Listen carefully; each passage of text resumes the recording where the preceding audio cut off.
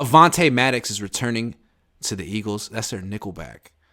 A lot of people are looking at the nickel spot as a area that the Niners could exploit. What do you know about Avonte Maddox? Avonte Maddox is a really, really good corner. Let me put it to you like this. Avonte Maddox has something like 58 less snaps this year than Jimmy Ward at nickel. And by the way, Jimmy Ward's doing really well there. Early on, we're like, I don't know, like, is it going to work? He's playing well. So, yeah, that's good. I like that. Sorry.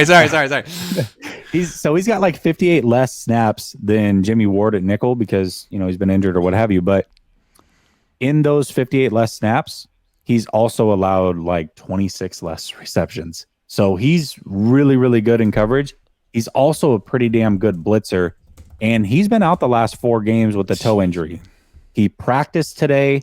They think he's going to play. That is a huge win for them. Not just because Avonte is a good player, which he is, but it allows Chauncey Gardner-Johnson to go back to his normal, natural position, because what they've been doing is he's been having to play the nickel role, and they've been going with this 3 safety look. Well, now he can go back to his natural position. He can kind of roam the field and cause some issues, a la Diggs against the 49ers. And here you go. I mean, you get him right there at the nickel spot. He's a good blitzer. He's a good cover corner.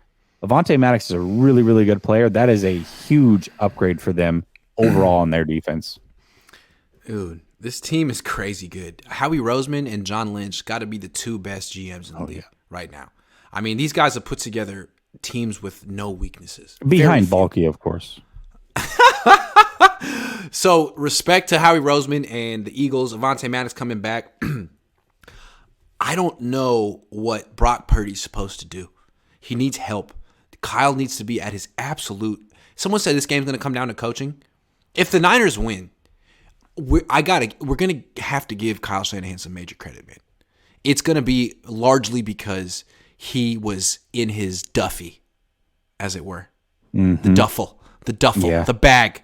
Because, I mean, for the first time, like, dude, Kyle, you're the coach of the year. Dude, right now, prove it. You're going against a slightly more talented team, just slightly, but an inferior coach according to everyone else, right? Mm-hmm. Show him what's up. Mm-hmm. Show Nick Sirianni what's up. I want to see. Well, one thing that Kyle's done a really good job of since Purdy's taken over, their average yards of separation for their receivers, the 49ers, leads the league. I mean, by a wide margin. He's thrown to a lot of wide open receivers. That's what I'm saying. This week, it's the run game, though. It's the run game, though. And this is how I felt about Purdy last month. Is eventually in the in the playoffs, teams are going to take away the run game and put it all on him. And what's going to happen? Mm-hmm. He's not that kind of quarterback. You can't put it all on him. It's not supposed to be all on him. Kyle's supposed to be an equal participant, if not the senior partner here. And he wasn't. He didn't show up until the third quarter last week. So I'm looking at you, Kyle. You're the one with playoff baggage, not Brock. You're the one who wakes up in the middle of the night, 4:30 in the morning, and be like, oh my God, 23! Oh my God, 23! Oh, sorry. Oh my God, he was 23 in my dream. Like, that's you, not Brock. So I want to see what Kyle does. Today he was asked about his collapses. Just asked about it. There's a little bit of lingering frustration, given that you've been here and you haven't got it done. You should have seen the look Kyle gave Jason Cole. He was like, well, so he's like, how do you shut out the frustration? He's like, well, I don't read your articles. I was like, okay, Kyle. Somebody should have been like, well, you should. I think I'm a pretty good writer. Pretty rude. That's just uncalled for. But I do agree. My point is that it is on Kyle because he has done such a great job. But now that the defense and the secondary is really good, can you still make those things happen?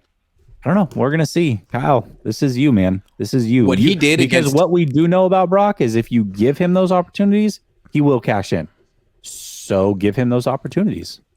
In the first half against Dallas, it felt like what Kyle wanted to do was throw at Deron Bland every time. He had no respect for that guy. And I was funny. Mm-hmm. I was sitting next to Patrick Willis and Dante Whitner, and Whitner was like, yo, Patrick, look at Bland. Why are his ankles so taped up? He looks like a saint. You can't move. When have you ever seen a corner with his ankles taped up like that? Like they were just making fun of him relentlessly. Patrick Wilson, Dante Whitner. Sorry for eavesdropping.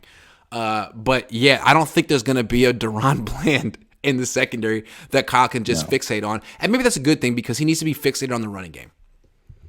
There is some Deron Blands, though, in that linebacking core. And that's where he can go crazy.